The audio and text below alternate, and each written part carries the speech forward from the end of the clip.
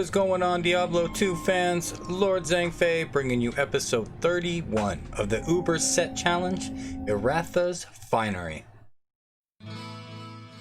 After scouring the internet for any references regarding the name Iratha, the only place I could find this written happens to be in the Holy Quran's Judgment Part 2. And in this scripture, it is stated that Iratha is the meaning of God's will. No other references outside of this were found. Let's check this set out. First item is going to be Iratha's Coil. This does give some decent lightning and fire resist, and with character level high, you do get some alright defense bonuses. Could be a lot worse. The amulet does have the 75% poison length reduction, which is pretty cool. A little bit of poison resistance, and then 15 to all resistance. The belt is pretty bad, definitely the weakest item in the set, and of course it does have limited slots for potions, so that really just hurts when you're trying to play. We do have the light gauntlets. These do give a 20% increased attack speed bonus with 30% cold resistance. It does have an even amount of resistance on it. All those items do give 45%. Isn't much. The full set does give you an additional 20% more resistance. So this is a very solid set for the normal difficulty. It will tap you out with a few other items. Unfortunately, when you are facing Mephisto's Conviction, though, that is not the case. So we did have a lot of resistance to make up for that. And some other bonuses that you do get with the complete set are going to be the 20% faster run walk, a little bit of dexterity, a little bit of defense. Of course, that 20% resist all I was just saying. And the coolest feature of this set is that you do get a 10% bonus to your maximum resistance for all resistance. That's actually really awesome. It's kind of a bummer that there's no way to really make this set viable. I mean, that with taking up the amulet,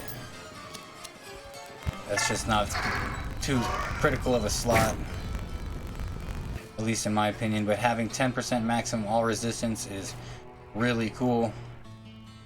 Go ahead and get faded. That's going to put us at 95% resist all with our other gear and the potions we just drank. So we are going to be taking very minimum damage when it comes to the elemental side of things. Some of the gear that we used was the Ethereal Storm Lash with the Ethereal Lacerator to proc that amplify damage. That is going to be the curse we are using. And then we do have a Phoenix Monarch Perfect Raven Frost, a minimum damage ring with attack rating, resistance, and rep life, and a Thunder Gods with a Perfect Raven Frost. So we got Mephisto out here. I had a feeling that he was going to be the biggest challenge of it, not because of his conviction or how fast he can potentially kill you, but he just always seems to be the one that wants to spawn the most guys when you're fighting him. And unlike Smite with Fury, you are really hurt by this because you're going to be attacking all of the minions around him, just like Frenzy or Zeal. We do got him chunked down pretty good so far. This build does only have 48% crushing blow and 10% open wounds. So that open wounds proc hurts because if we get the open wounds to proc on a minion, chances are it's going to take up to 10 more hits for it to hit Mephisto. If it hits a minion again, as you'll see, his life will just continuously regenerate. Diablo kind of pushed us to the corner here. Go and see how this goes. So for this build, we wanted to do something a little more challenging, and we went with a 0 vitality build. Only vitality we have are the base vitality and then the torch and Annie, and that's still going to only put us at 42 vitality. We had something around 680 life, I believe, before we did werewolf and battle orders. I am getting smoked right over here, but as you can see, I'm still able to stay alive even with such low health because my resistances are 95%, and I'm also absorbing 19 fire and 9 lightning with 20% cold from the Raven Frost. So they're not able to put huge amounts of damage on me, and the burning mages and the lightning mages that are there are keeping me going. This is kind of a critical moment in the fight here. I can tell that, oh, that was a nice hit. 38 hit points right there, almost died right at the end. That was actually kind of an epic fight here. And that was a perfect example about how one small charm can save your life. I had 38 hit points. If you factor in the battle orders and you factor in the bonus from the life you get from lycanthropy, that was one small charm. So you see a lot of people over here, they kind of look like tryhards looking for the 20 lifer onlys or the max AR 20 lifers if you got a big wallet, and all that matters. It really does. This is a game of math. Alright, there we go. We did swap out 18 resistance charms here for more max AR SCs. We decided to really beef up our stat points on this, and obviously not doing no vitality. We had plenty left over once we had enough to wear our gear.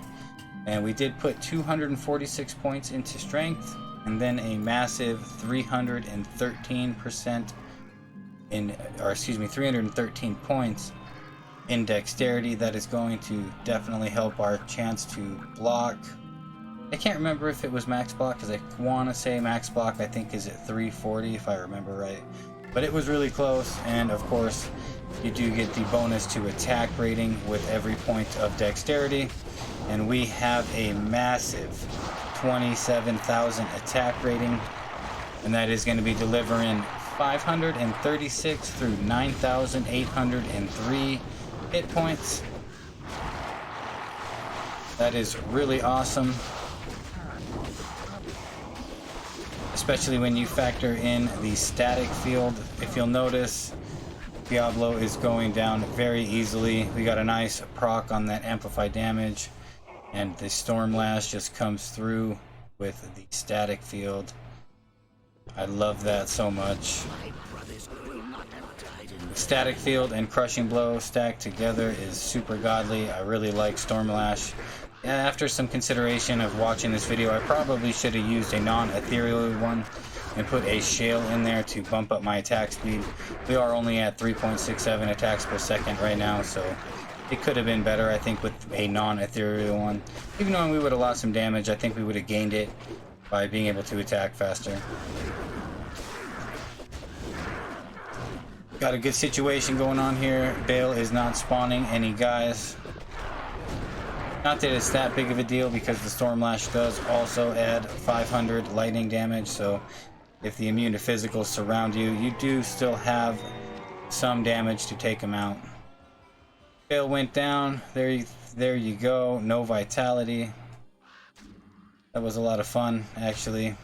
I can't remember how many runs it took. I beat it a few times, but this one was definitely in good time. Here's the rest of the gear. We'll go over all these charms real quick.